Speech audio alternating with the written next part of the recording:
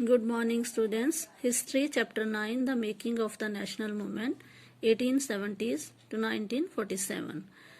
Today we will read A Nation in the Making. तो जैसे पिछले वीडियो में हमने पढ़ा था कि बहुत सारी संस्थाएं बनाई गई थी इंडियंस द्वारा और उनमें से कांग्रेस भी एक प्रसिद्ध संस्था थी. It has often been said that the Congress in the first 20 years was moderate in its objectives and methods. तो ये माना जाता है कि कांग्रेस पार्टी जो रही है, जो एक संस्था बनी थी इंडियन नेशनल कांग्रेस, वो शुरुआत के जो 20 इयर्स थे उसमें काफी मॉडरेट थे, उदारवादी विचारों के थे इनके नेता, इनके लीडर्स, और इनके मेथड्स जो थे, इनके ऑब्जेक्टिव उद्देश्य वो सिंपल थे, साधारण थे. During this period it demanded a greater voice for Indians in the government and in administration. तो इनका मानना था कि जो डिमांड कर रहे थे, काफ़ी इन्होंने आवाज़ उठाई इंडियंस के लिए गवर्नमेंट के सामने कि एडमिनिस्ट्रेशन में और गवर्नमेंट में इंडियंस को शामिल किया जाए.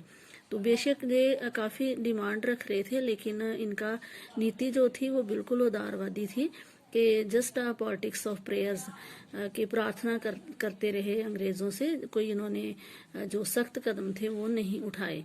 It wanted the legislative councils to be made more representative, given more power. तो ये चाहते थे कि जो लेजिस्लेटिव काउंसिल्स हैं, जो कानून बनाने वाली संस्थाएं हैं, संविधान जो कानून निर्माण करने वाली संस्था है, तो उसमें ज़्यादा प्रतिनिधि जो है भारतीय शामिल किए जाएं, उनको ज़्यादा शक्ति दी जाए. And introduced in provinces where none existed.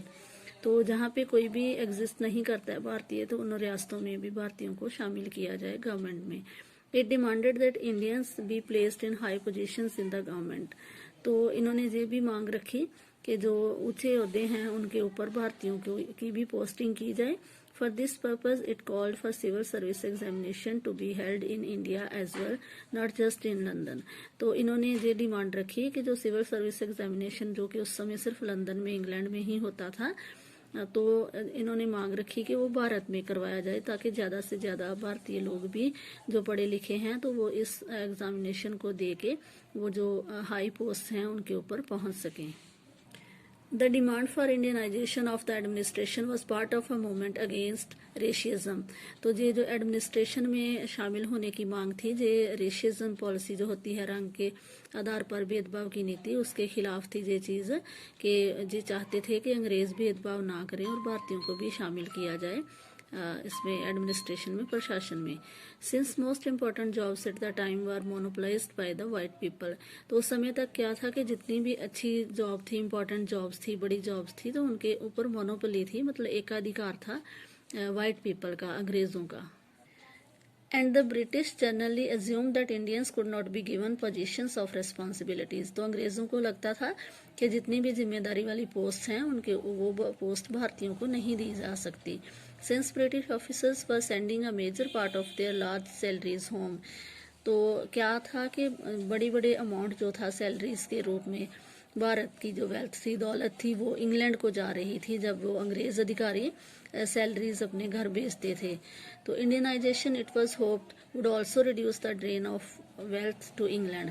तो अगर इंडियनाइजेशन हो जाता है, भारतीयों को हाई पोस्ट मिलती हैं, तो इससे भारतीयों को लगता था कि जो भारत की दौलत इंग्लैंड को जा रही है उसमें भी कमी आएगी. Other demands included the separation of the judiciary from the adjective. तो जो कार्यसाधिका होती है, एग्जेक्टिव होती है, कानून लागू करने वाली प्रणाली, उसको भी जुडिशरी से, न्यायपालिका से अलग करने की मांग उठी. The repeal of the arms act and the freedom of speech and expression. तो आर्म्स एक्ट का भी विरोध किया गया और भारतीयों ने बोलने की, विचार एक्सप्रेस करने की आज़ादी हासिल करनी चाहिए.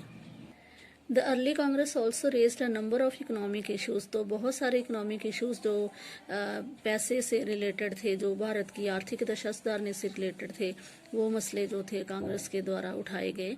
तो मतलब कि बिल्कुल इनके जो डिमांड रखी गई वो बहुत ही इम्पोर्टेंट थी, बहुत महत्वपूर्ण थी, लेकिन उन डिमांड्स को रखने का तरीका जो था वो बहुत साधारण था. It declared that British rule had led to poverty and famines, increase in the land revenue had impoverished peasants and zamindars.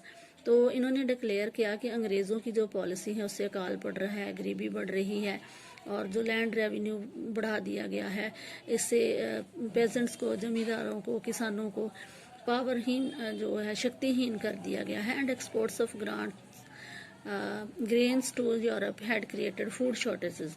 तो जितनी भी जो जहाँ से अनाज यूरोप को भेजा जा रहा है, तो उससे इंडिया में खाने की कमी होती जा रही है।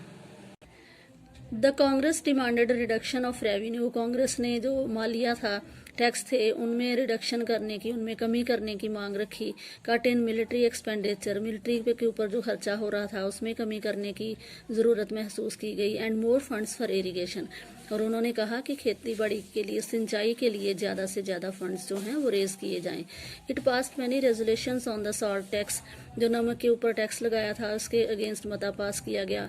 Treatment of Indian labourers abroad, तो जो विदेशों में भारतीय मजदूरों के साथ व्यवहार होता था, उस बुरे व्यवहार के खिलाफ मता पास किया गया। And the sufferings of forest dwellers, जो फॉरेस्ट में रहने वाले लोग थे, जो प्रोड्यूस इकट्ठा करके अपना गुजारा करते थे, उनके दुखों के ऊपर बात की गई। Caused by the interfering forest administration, जो फॉरेस्ट प्रशासन के द्वारा बहुत तकलीफें दी जाती थी फॉरेस्ट डिवेलपर्स को, उसके ऊपर बात हुई। All this shows that despite being a body of the educated elite, the Congress did not talk only on behalf of professional groups, zamindars और इंडस्ट्रियलिस्ट्स। तो इससे हमें ये पता चलता है कि कांग्रेस जो कि एलिट ग्रुप था, पढ़ा लिखा वर्ग था, लेकिन इन्होंने सिर्फ प्रोफेशनल्स की बात नहीं की, इन्होंने जितने भी दबे कुचले लोग थे उनकी समस्याएं गवर्नमेंट के सामने रखी। The moderate leaders wanted to develop public awareness about the unjust nature of British rule। तो जो उदारवादी नेता थे, उदारवादी इनको क्यों कहा गया है कि इन्होंने कोई भी हिंसा का रास्ता नहीं लिया था, बड़े आराम से जो अपनी डिमांड्स थी वो अंग्रेज़ों के सामने रखी थी, और ये इस तरह की डिमांड्स करके भारतीयों में अवेयरनेस भी क्रिएट कर रहे थे। They published newspapers, wrote articles and showed how British rule was leading to the economic ruin of the country। तो बहुत सारे अखबार लिखे गए, शुरू किए गए, आर्टिकल्स लिखे गए, जिसमें बताया गया कि ब्रिटिश रूल जो है भारत की आर्थिकता को तबाही की ओर लेके जा रहा है। They criticised British rule in their speeches and sent representatives to different parts of the country to mobilise public opinion. तो उन्होंने अंग्रेज़ों की आलोचना की, अंग्रेजी शासन की आलोचना की, और उन्होंने अपने बहुत सारे प्रतिनिधियों को देश के अलग अलग हिस्सों में भेजा ताकि लोगों की राय जो है बनाई जा सके अंग्रेज़ों के खिलाफ, और जो उनकी डिमांड्स हैं उनके फेवर में राय बनाई जा सके। They felt that the British had respect for the ideals of freedom and justice, and so they would accept the just demands of the Indians। तो उनको लगता था कि जो फ्रीडम एंड जस्टिस के रिस्पेक्ट करते हैं ब्रिटिश, क्योंकि उनके अपने कंट्री में ये सब हो रहा था, तो उनको लगता था कि वो भारतीयों की डिमांड्स को भी मानेंगे और भारत में भी, इंडिया में भी वही चीज़ लागू करेंगे। What was necessary therefore was to express these demands. तो ज़रूरी क्या था कि इंडियंस लोगों के द्वारा अपनी डिमांड्स जो हैं, अपनी मांग जो है, वो अंग्रेज़ों के सामने ज़्यादा से ज़्यादा रखी जाएं। And make the government aware of the feeling of the Indians. तो इससे क्या होगा कि जो इंडियंस क्या चाहते हैं इसके बारे में अंग्रेज़ी सरकार को जानू करवाया जा सके।